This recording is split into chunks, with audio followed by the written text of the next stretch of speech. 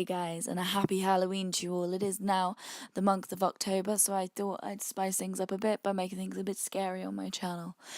And I have received some scary stories off my subscribers.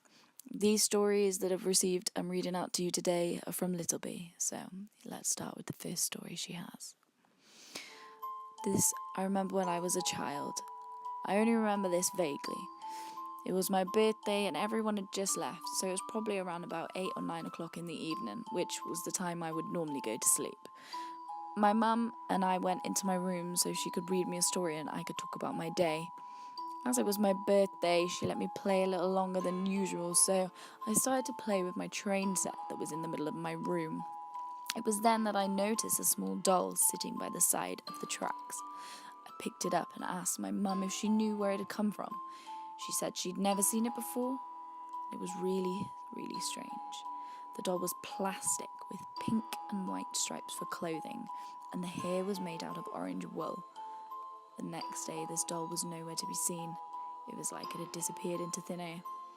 Anyway, a few days later, it reappeared by my train set. I ran to my mum and dad and told them it had come back, which they said, "Oh, you must have just misplaced it." But I knew that they hadn't. So, I had it for a number of years and it used to just disappear and reappear in random places. I always thought it may have been my gran playing with me as we moved into a house. But to this day, I still don't know whether it's anyone playing a trick on me or if the doll can really move by itself. So, on to the next story. It was 2 days after giving birth to my son, and I'd gotten up in the night to feed him. It was around 1 a.m, and the lamp in his room was one of those, touch sensor lamps. So I was sitting there when the lamp got brighter and brighter, and then bam, went back to dim light. So it was like something had to have touched it. And a few minutes later, the same thing happened. At this point, I was a little bit worried, as the lamp hadn't done this before.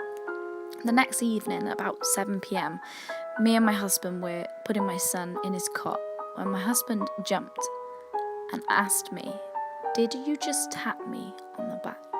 I said no. So we went back to sorting my son out, and when the same thing happened, I said again, it wasn't me.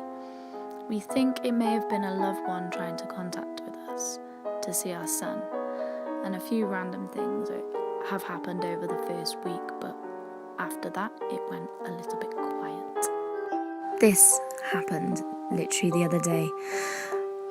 I only just told this to my husband. Me and my son were sitting in the living room. I was on my phone and he was sitting playing the game. I looked up from my phone and I noticed the curtain was moving. It was like someone or something had hold of the curtain and was making it move. I started to get this funny feeling in the room and my dog was looking up at the curtain. I then felt a very cold breeze on my face. The doors and the windows were all closed, so I don't really know where the breeze was coming from. My son then started to say he was cold too. A few minutes later, the room warmed back up and I felt back to normal.